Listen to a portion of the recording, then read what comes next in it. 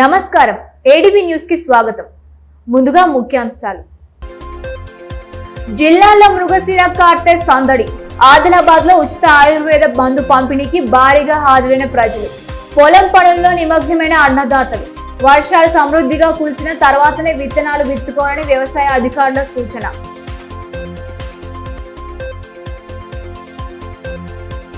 గ్రామాల్లో మౌలిక వసతుల కల్పనపై ప్రత్యేక దృష్టి. కలెక్టర్ రాజశేష వెల్లడి. నార్నూర్ మండలం కొత్తపల్లిలో జరిగిన గ్రామ సభకు హాజరైన పాలనాధికారి. జిల్లాలో మృగశిర కార్తె సందడి నెలకొంది. అన్నదాతలు ఎంతో కీలకంగా భావించే మృగశిర కార్తె నుండే పొలాల పనులు ప్రారంభించడం ఆనవాయితీగా వస్తున్న నేపథ్యంలో పనులలో రైతులు నిమగ్నమైపోయారు. సాంప్రదాయంగా పూజలు జరిపి పలుచోట్ల విత్తనాలు విత్తుకున్నారు. జిల్లాలో మృగశిర కార్తె సందడి నెలకొంది. అన్నదాతలు ఎంతో ముఖ్యంగా భావించే ఈ రోజున కొండంత ఆశలతో వానాకాలం సీజన్ పనులకు శ్రీకారం చుట్టారు. జిల్లాలో ప్రతి ఏటా మాదిరిగానే ఏడు సైతం పత్తి పంట సాగు వైపే జిల్లా రైతులు మొగ్గు చూపగా అందుకు తగినట్లుగా పనులలో నిమగ్నమయ్యారు. గత 2 సంవత్సరాలుగా కురిసిన అకాల వర్షాలు ఇతరాతర కారణాలతో రైతులకు కొంత నష్టాలు ఎదురైనప్పటికీ ఈ ఏడు మరింత ఉత్సాహంతో పంట సాగు పనులను ప్రారంభించారు. గ్రామాల్లో రైతులు విత్తనాలు విత్తుకుంటూ కనిపించారు. గ్రామ దేవతలకు మహిళలు ప్రత్యేక పూజలు జరిపిన అనంతరం విత్తనాలు విత్తుకున్నారు. పొలాల్లో ఇప్పటికే దుక్కు దున్నుకోవడం, విత్తనాల ఖరీదు వంటి పనులను పూర్తి చేసుకున్నారు. దీంతో పొలాల వద్ద సందడి కనిపించింది. జిల్లాలో 7 సైతం పత్తి, సోయా పంటల్నే ప్రధానంగా పండిస్తున్నారు. 4 లక్షల పైచిలుకు ఎకరాల్లో పత్తి పంట సాగు కానుండగా 78,000 ఎకరాల్లో సోయాను సాగు చేయనున్నట్లు అంచనా వేస్తున్నారు. ఇక ఈ ఏడాది వర్షాలు కొంత తక్కువగా కురిసే అవకాశం ఉందని వాతావరణ శాఖ ప్రకటించిన నేపథ్యంలో వ్యవసాయ అధికారులు ఇప్పటికే అన్నదాతలను అప్రమత్తం చేస్తున్నారు. విత్తనాలు విత్తుకునే సమయంలో అత్యంత కీలకంగా కానున్న నేపథ్యంలో వరుసగా వర్షాలు కురిసిన తర్వాతనే విత్తనాలు విత్తుకోవాలని, తొందరపాటు పడవద్దని అవగాహన కల్పిస్తూ ఉన్నారు. పంట సస్య రక్షణ చర్యలను సైతం సక్రమంగా పాటిస్తే సత్ఫలితాలు ఉంటాయని చెబుతున్నారు. ఇక పెట్టుబడి ఖర్చులు భారీగా పెరుగుతున్నందుకు తగ్గదలు దక్కకపోవడం సైతం రైతన్నలను తీవ్ర నిరాశ గురి చేస్తోంది. విత్తనాల బ్యాగుల నుండి మొదలుకొని మందులు, కూలీల ఖర్చులు భారీగా పెరుగుతున్నాయని, అయితే మద్దతు ధరలు మాత్రం దక్కకపోవడంతో అనుకున్న ఫలితం రావడం లేదని రైతులు వాపోతున్నారు.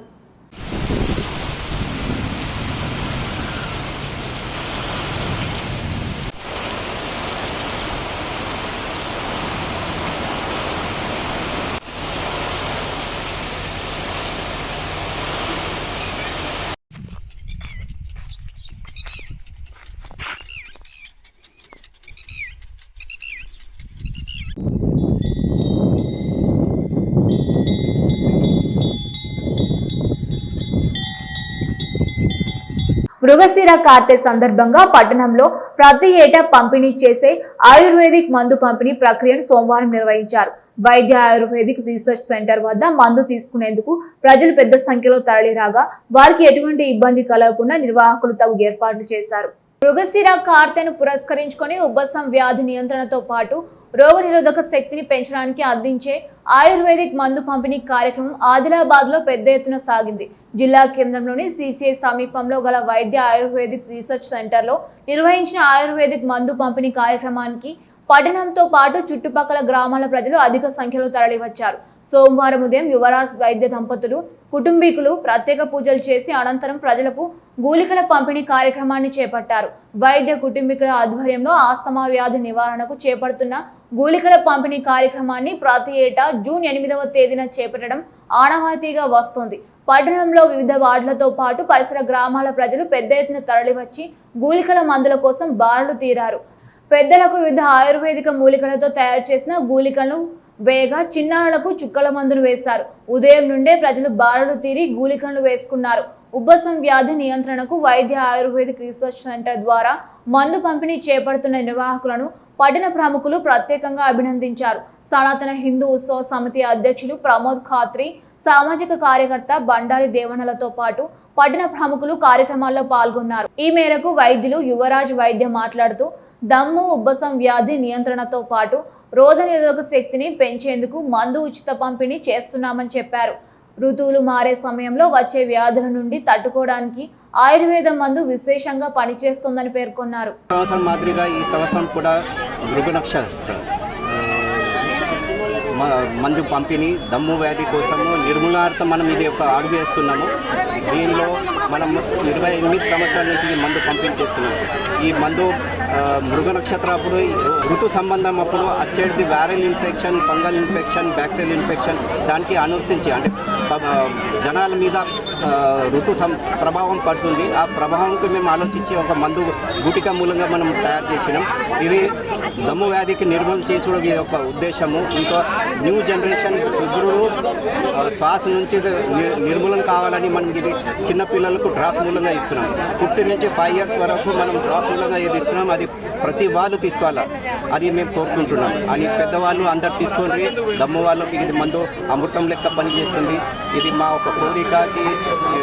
రైతులు వాతావరణ పరిస్థితులకు అనుగుణంగా పంటలను ఎంచుకోవాలని వ్యవసాయ అధికారులు శాస్త్రవేత్తల సూచనలు పాటించాలని కలెక్టర్ రాజశేష సూచించారు. సోమవారం నార్నూర్ మండలం కొత్తపల్లి గ్రామంలోని నిర్వహించిన గ్రామ సభకు ఆయన ముఖ్య అతిథిగా హాజరై అధికారులు గ్రామస్తులకు పలు అంశాలపై విస్తృత సూచనలు చేశారు. గ్రామాల్లో మౌలిక వసతుల కల్పన సమగ్ర రూపాంతరం కేవలం ప్రజా భాగస్వామ్యంతోనే సాధ్యమవుతోందని జిల్లా కలెక్టర్ రాజశేష స్పష్టం చేశారు. ప్రజాపాలన ప్రగతి ప్రణాళికలో భాగంగా సోమవారం నార్నూర్ మండలం కొత్తపల్లి గ్రామంలో నిర్వహించిన గ్రామ సభకు ఆయన ముఖ్య అతిథిగా హాజరయ్యారు. గ్రామ సభలో గ్రామస్తుల నుంచి సమస్యలను నేరుగా అడిగి తెలుసుకున్న కలెక్టర్ వాటి పరిష్కారానికి తక్షణమే నివేదికలు సిద్ధం చేయాలని అధికారులను ఆదేశించారు. గ్రామాల్లో పారిశుద్ధ్యం, తాగునీరు, అంతర్గత రహదారుల నిర్మాణానికి ప్రభుత్వం ప్రాధాన్యత ఇస్తోందని, నిధులను సద్వినియోగం చేసుకుంటూ నాణ్యతతో పనులు పూర్తి చేయాలని ప్రజాప్రతినిధులకు అధికారులకు సూచించారు. అనంతరం కలెక్టర్ మాట్లాడుతూ జిల్లాలోని వ్యవసాయం వర్షపాతంతోనే ఆధారపడి ఉందన్న రైతులు వాతావరణ పరిస్థితులకు అనుగుణంగా పంటలను ఎంచుకోవాలని సూచించారు. ఆగస్టు 15 నాటికి ఆశించిన వర్షాలు పడకపోతే పెసర్లు, కందులు, మినుములు, సోయాబీన్ వంటి ప్రత్యామ్నాయ పంటలు వేసుకోవాలన్నారు. ముందస్తు విత్తనాలు వేసి నష్టపోవద్దని, పదును పడ్డాకే విత్తాలని వ్యవసాయ అధికారుల సలహాలను గుర్తు చేశారు. అలాగే తక్కువ ధరకే అమ్మే నకిలీ విత్తనాలు నమ్మి మోసపోవద్దని, కేవలం ప్రభుత్వ గుర్తింపు పొందిన లైసెన్స్డ్ డీలర్ల వద్దే కొనుగోలు చేసి రసీదులు భద్రపరచుకోవాలని హెచ్చరించారు. నకిలీ విత్తనాలు విక్రయించే వారిపై సమాచారం ఇస్తే కఠిన చర్యలు ఉంటాయని స్పష్టం చేశారు. అనంతరం గ్రామంలో నూతనంగా నిర్మించిన అంగన్వాడీ టాయిలెట్లను పుల్లబాయి దేవిదాస్ లబ్ధిదారుల ఇందిరమ్మ ఇళ్ల గృహ ప్రవేశానికి ముఖ్య అతిథిగా హాజరై కలెక్టర్ ప్రారంభించారు. ఈ కార్యక్రమాల్లో ఉట్నూర్ ఆర్డీఓ మోహన్ సింగ్, జిల్లా వ్యవసాయ అధికారి శ్రీధర్ స్వామి, తహసీల్దార్ రాజలింగు, ఎంపీడీఓ పుల్లారావు, సర్పంచ్ చవాన్ దిగంబర్, స్థానిక ప్రజాప్రతినిధులు, వివిధ శాఖల అధికారులు, గ్రామస్తులు తదితరులు పాల్గొన్నారు. ఆదిలాబాద్ పట్టణంలోని గిరిజన డిగ్రీ కళాశాలలో ఈ నెల 12, 13 తేదీలలో 2026-2027 విద్యా సంవత్సరానికి గాను తక్షణ ప్రవేశాలు ఉంటాయని కళాశాల ప్రిన్సిపల్ డాక్టర్ ఎం శివకృష్ణ సోమవారం ఒక ప్రకటనలో తెలిపారు. ఇంటర్మీడియట్ పూర్తి చేసిన విద్యార్థులకు డిగ్రీలో చేరేందుకు ఇది సదవకాశమని ఆయన తెలిపారు. BA, BCom, BSc, BJC, MPCS, data science కోర్సులు అందుబాటులో ఉన్నాయన్నారు. విద్యార్థులు TC, ఒరిజినల్ ధృవీకరణ పత్రాలతో కళాశాలకు నేరుగా హాజరై ప్రవేశం పొందవచ్చని సూచించారు. ప్రజలకు సురక్షితమైన ఆహారాన్ని అందించాలని DMHO డాక్టర్ నరేందర్ రాథోడ్ అన్నారు. ప్రజాపాలన ప్రణాళిక ఆరోగ్య వారోత్సవాలను ఆదివారం ప్రారంభించారు. ఈ సందర్భంగా DMH కార్యాలయంలో సమావేశ మందిరంలో స్వీట్ షాపులు, హోటల్స్, రెస్టారెంట్ నిర్వాహకులకు అవగాహన కల్పించారు. సురక్షితమైన ఆహారం ఎలా తయారు చేయాలి, వ్యక్తిగత పరిసరాల పరిశుభ్రత, ఆహార పదార్థాల నాణ్యత ఏ విధంగా తదితర వాటిని పవర్ పాయింట్ ప్రజెంటేషన్ ద్వారా నిర్వాహకులకు అవగాహన కల్పించారు. ఈ సందర్భంగా assistant food controller T Naik, DMHO Narender Rathod మాట్లాడుతూ సురక్షితమైన ఆరోగ్యమైన ఆహారాన్ని తయారు చేయడం, నిల్వ చేయడంపై తాము అందించే సూచనలను తప్పనిసరిగా పాటించాలన్నారు.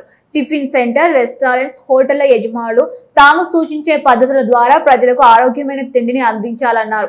స్వీట్ షాపులు, హోటల్స్ నిర్వాహకులు స్వీట్లు తయారు చేసే సమయంలో రసాయనాలతో కూడిన రంగులను వాడొద్దని సూచించారు. ఫుడ్ సేఫ్టీ అధికారులు నిరంతరం దాడులు నిర్వహిస్తున్నారని, నిర్లక్ష్యంగా ఉన్న వారిపై కఠిన చర్యలు తప్పవని హెచ్చరించారు.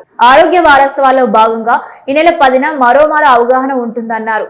ఇందులో కిరాణా దుకాణాల వారికి శిక్షణ కూడా అందిస్తామని పేర్కొన్నారు. తర్వాత ఈ ట్రైనింగ్లో మనకి ఏంటంటే ఈ హైజీనిక్ ఏదైతే మనకు ఆహార పదార్థాలు ఏ విధంగా తయారు చేయాలి, సురక్షితమైన ఆహార పదార్థాలు ఏ విధంగా తయారు చేయాలి, తర్వాత మరియు వాటి యొక్క హైజీనిక్ ప్రాక్టీసెస్ని ఏ విధంగా ఫాలో కావాలి, అందులో హోటల్స్లో కానీ ప్రత్యేకంగా మరియు టిఫిన్ సెంటర్లో కానీ మళ్ళీ క్యాంటీన్లో కానీ ఏ విధంగా మనము సురక్షితమైన ఆహార పదార్థాన్ని తయారు చేయడం మీద మరియు దానికి సంబంధించిన కొన్ని మెజర్మెంట్స్ అంటే హైజీనిక్ ప్రాక్టీసెస్ని ఏ విధంగా ఫాలో కావాలనేది వాళ్ళకి అవగాహన కార్యక్రమాన్ని మేము కలిగిస్తున్నాము. ఇది రెండవ అవగాహన కార్యక్రమం. ఇంతకుముందు 6th ఏప్రిల్ రోజు కార్యక్రమం జరిగింది ట్రైనింగ్ ప్రోగ్రామ్. తర్వాత వాళ్ళ 10th జూన్ కూడా మనకు ఇంకో ట్రైనింగ్ సెషన్ ఉంటుంది. తర్వాత వాళ్ళు ఒక సొసైటీ అనే ఎంపైర్మెంట్ ట్రైనింగ్ పార్ట్నర్స్ కండక్ట్ చేస్తారు ఇక్కడే మన టౌన్లోనే. వాళ్ళు అందులో ఏంటంటే మనకు కిరాణా షాప్ అసోసియేషన్ వాళ్ళు, మొత్తం రీటైల్ బిజినెస్ వాళ్ళు పాల్గొంటారు. దీంట్లో మొత్తం ఇక్కడ హోటల్స్ అండ్ టిఫిన్ సెంటర్స్ వాళ్ళు ఈరోజు దగ్గర 62 మంది ఇక్కడ దీంట్లో మనం పాల్గొన్నారు. ఈ విధంగా మనం ప్రతిసారి ఈ ప్రజా ప్రణాళిక యాక్షన్ ప్లాన్లో భాగంగా ఇది కూడా ఇది ఒక కార్యక్రమాన్ని మేము నిర్వహిస్తున్నాము. కాబట్టి ఇందులో ప్రతి ఫుడ్ బిజినెస్ ఆపరేటర్ భాగస్వామ్యం కావాల్సిందే. తర్వాత ప్రతి ఒక్కరు హైజీనిక్ ప్రాక్టీసెస్ని ఫాలో కావాలి. తర్వాత అడల్ట్రేషన్ని ఎట్టి పరిస్థితుల్లో మేము దాన్ని సహించడానికి లేదు. దాంట్లో కూడా సురక్షితమైన ఆహార పదార్థాలు మేము కనుగొంటే దాన్ని చట్ట ప్రకారము యాక్షన్ తీసుకోవడం జరుగుతుంది. తర్వాత ప్లస్ రైడింగ్ అనేది మనకు కంటిన్యూగా జరుగుతూ ఉంటుంది ప్రతి డిస్ట్రిక్ట్లలో. ఇక్కడ ఫుడ్ సేఫ్టీ ఆఫీసర్స్ శాంపింగ్ చేయడం కానీ, తర్వాత ఇన్స్పెక్షన్ చేయడం కానీ జరుగుతుంది. ఇన్స్పెక్షన్ చేసిన తర్వాత శాంపుల్స్ స్టేట్ ల్యాబ్స్కు పంపించిన తర్వాత రిపోర్ట్ వచ్చిన తర్వాత దాని మీద ఆ రిపోర్ట్ని ఆధారంగా చేసుకొని తదుపరి యాక్షన్ అనేది తీసుకోబడుతుంది. పీవీటీజీల అభివృద్ధి కోసం కేంద్ర ప్రభుత్వం అందిస్తున్న పీఎం జన్మన్ పథకం నిధులను ఇతర సంక్షేమ పథకాల కోసం మళ్లించడం సరికాదని కోలం సేవా సంఘం రాష్ట్ర అధ్యక్షులు కొడప సోనేరావు అన్నారు. స్థానిక ప్రెస్ క్లబ్ లో ఏర్పాటు చేసిన మీడియా సమావేశంలో ఆయన పాల్గొని ఆదివాసీల సంక్షేమం కోసం కేటాయించిన నిధులను ఇతర పథకాలకు వినియోగిస్తున్నారని ఆరోపించారు. పీవీటీజీలకే పీఎం జన్మన్ పథకం నిధులు వినియోగించాలని డిమాండ్ చేశారు. డిమాండ్లు నెరవేర్చని పక్షంలో భారీ ఎత్తున ఆందోళనకు దిగుతామని హెచ్చరించారు. తెలంగాణ రాష్ట్రంలో కేంద్ర ప్రభుత్వం ప్రవేశపెడుతున్నటువంటి పీఎం జన్మన్ పథకం అనేది పీవీటీజీల కోసం స్పెషల్గా అమలు చేయడం జరిగింది. ఈ నిధులని ప్రత్యేకంగా పీవీటీజీల కోసం ఇక్కడ తెలంగాణ రాష్ట్రంలో 4 పీవీటీజీ కులాలు ఉన్నాయి. కులం కానీ, తోటి, చెంచు, కొండరెడ్లు.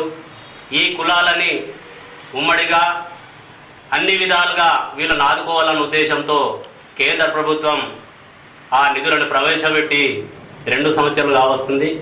కానీ ఆ నిధులన్నీ కూడా ఇప్పటి వరకు కూడా ఏ ఒక పీటీజీ గ్రామంలో కూడా మరి ఐటీడీ ద్వారా ఖర్చు చేయలేదు. మరి కేంద్ర ప్రభుత్వం 9 మంత్రిత్వ శాఖలకు ఈ నిధులను అప్పచెప్పడం జరిగింది. కానీ ఏ మంత్రిత్వ శాఖ కూడా మాకు స్పందించి మా నిధులు మాకు ఖర్చు చేయలేదు.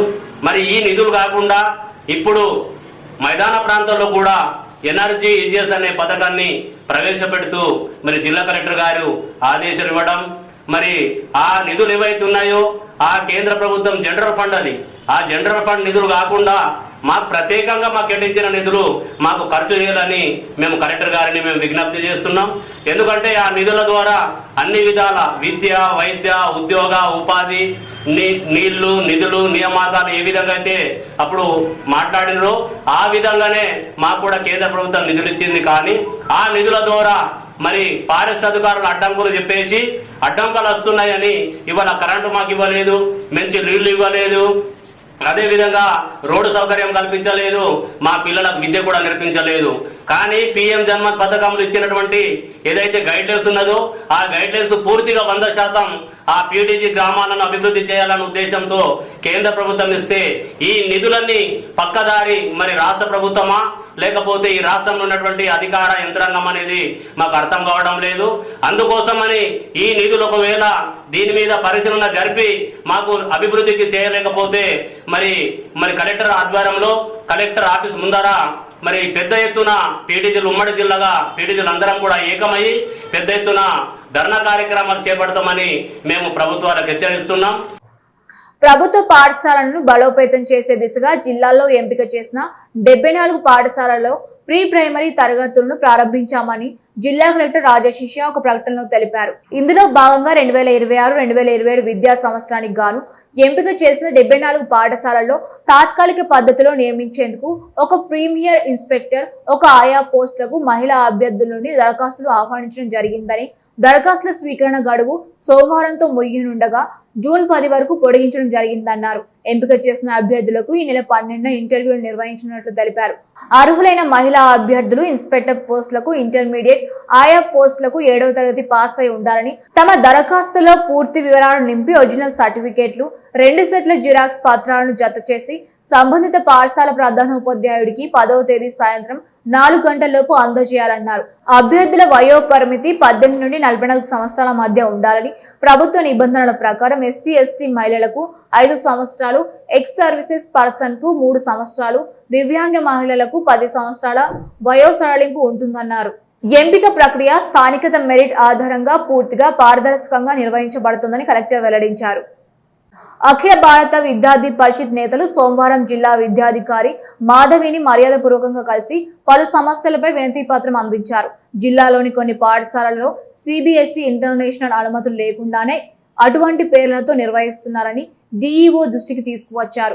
పాఠశాల ప్రాంగణంలోనే పుస్తకాలు, యూనిఫారాలు, షూ వంటి వస్తువులను అధిక ధరలకు విక్రయిస్తూ తల్లిదండ్రులపై ఆర్థిక భారం మోపుతున్నారని తెలిపారు. విద్యా సంవత్సర ప్రారంభం కాకముందే భారీగా అడ్మిషన్ ఫీజులు వసూలు చేయడం, సీట్లు పరిమితంగా ఉన్నాయనే భయాన్ని సృష్టించి ఒత్తిడి గురి చేయడం వంటి చర్యలు జరుగుతున్నాయని పేర్కొన్నారు. విద్యను వ్యాపారంగా మార్చడంతో సామాన్య మధ్యతరగతి కుటుంబాలు ఆర్థికంగా ఇబ్బందులు పడుతున్నాయని, వెంటనే విద్యాశాఖ యంత్రాంగం స్పందించి ఇటువంటి పాఠశాలలపై చర్యలు తీసుకోవాలని డిమాండ్ చేశారు. కార్యక్రమాల్లో ఏబీవీపీ జిల్లా కన్వీనర్ ఆదిత్యారెడ్డి, సాయి, వంశీ, నీరజ్, మనీష్, కిరణ్, శివ, చరణ్, రామ్, రోహిత్ తదితరులు పాల్గొన్నారు. అర్హులైన పేదలకు ఇళ్ల స్థలాలను కేటాయించి నిరుపేదల ఇక్కట్లను పరిష్కరించాలని తెలంగాణ వ్యవసాయ కార్మిక సంఘం జిల్లా అధ్యక్షులు లంక రాఘవులు అన్నారు. సోమవారం స్థానికంగా నిర్వహించిన సమావేశంలో ఆయన పాల్గొని సంఘం జిల్లా మహాసభల వివరాలను తెలియజేశారు. ఇటీవల నిర్వహించిన జిల్లా మహాసభలో భాగంగా నూతన కమిటీని ఎన్నుకున్నట్లుగా వెల్లడించారు. ఉపాధి హామీ చట్టాన్ని యథావిధిగా కొనసాగించడంతో పాటు కూలీల సంఖ్యను పెంచాలని డిమాండ్ చేశారు. అర్హులైన వారికి సంక్షేమ పథకాల ఫలాలను అందిస్తూ పేదల అభ్యున్నతికి ప్రభుత్వాలు పాటుపడాలన్నారు. నిన్నటి రోజు తెలంగాణ వ్యవసాయ కార్మిక సంఘం జిల్లా 4వ మహాసభలను అత్యంత జయప్రదంగా నిర్వహించాం. ఆ రకంగా నిర్వహణకు మరి సహకరించిన వారికి అభినందనలు తెలియజేస్తూ నిన్న మహాసభలో నూతన కమిటీని ఎన్నుకోవడం జరిగింది.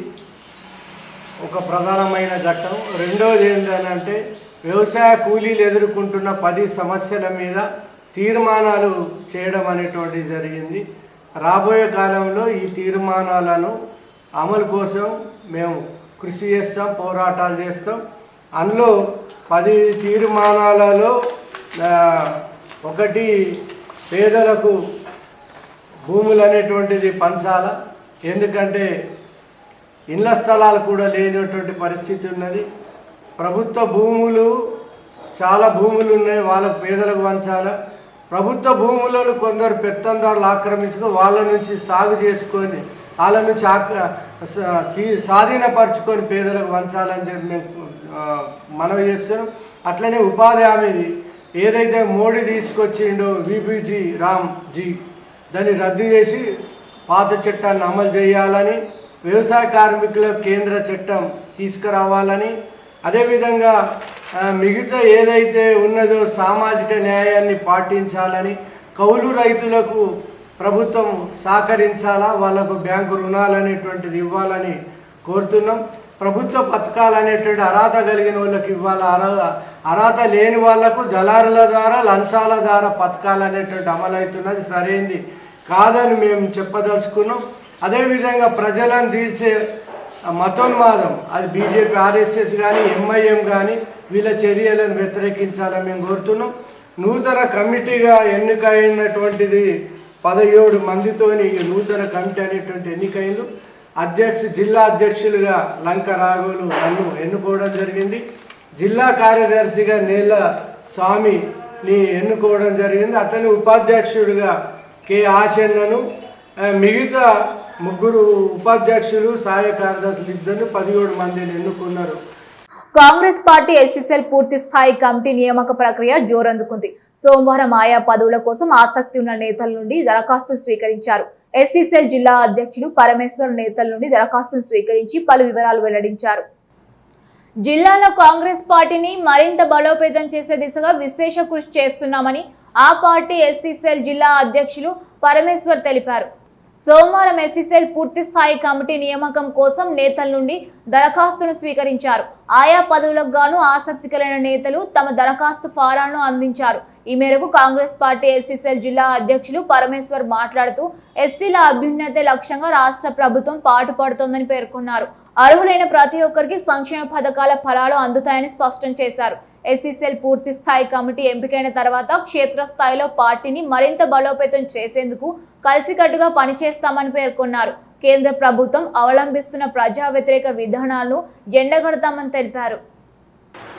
ఏదైతే దళిత విభాగాన్ని బలోపేతం చేయడానికి రాష్ట్ర అధ్యక్షులు కవంపల్లి సత్యనారాయణ గారి ఆదేశాల మేరకు కాంగ్రెస్ పార్టీలో ఎస్సీ విభాగాన్ని బలోపేతం చేయడానికి అప్లికేషన్ ఫారాలను ఏదైతే తీసుకోవడం జరుగుతుంది, భవిష్యత్తులో ఈ ఎస్సీ డిపార్ట్మెంట్ని బలోపేతం చేస్తూ ఏదైతే కేంద్ర ప్రభుత్వం రాజ్యాంగాన్ని మార్చాలని ఏదైతే కేంద్ర ప్రభుత్వం చేస్తున్నటువంటి అరాచకాలను అడగడానికి దళితుల మీద చేస్తున్నటువంటి దాడులను అణిచివేతను ప్రశ్నించడానికి దళిత విభాగాన్ని బలోపేతం చేయడానికి ఈరోజు మన పార్టీలో ఉన్నటువంటి దళిత నాయకత్వాన్ని తీసుకురావడానికి, నూతన నాయకత్వాన్ని తీసుకురావడానికి, పార్టీలో దళిత విభాగాన్ని ప్రోత్సహించడానికి ఏదైతే కవంపల్లి గారి ఆదేశాల మేరకు అప్లికేషన్ తీసుకోబడుతుంది. అందుకోసం అందరూ దళితుల నాయకులు నూతన నాయకత్వాన్ని ప్రోత్సహించడానికి వాళ్ళ అప్లికేషన్ తీసుకోబడుతున్నాయి. కాబట్టి అందరూ అప్లికేషన్ ఇవ్వాలని కోరుతున్నాం. ముఖ్యాంశాలు మరొకసారి చూద్దాం. జిల్లాలో మృగశిర కార్తె సందడి. ఆదిలాబాద్ లో ఉచిత ఆయుర్వేద మందు పంపిణీకి భారీగా హాజరైన ప్రజలు. పొలం పనుల్లో నిమగ్నమైన అన్నదాతలు. వర్షాలు సమృద్ధిగా కురిసిన తర్వాతనే విత్తనాలు విత్తుకోవాలని వ్యవసాయ అధికారుల సూచన.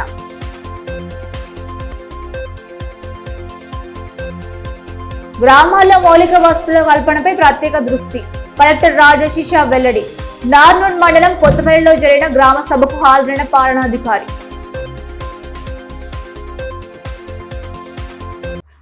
ఇవి నాటి వార్తలు. చూస్తూనే ఉండండి ఏడీబీ న్యూస్.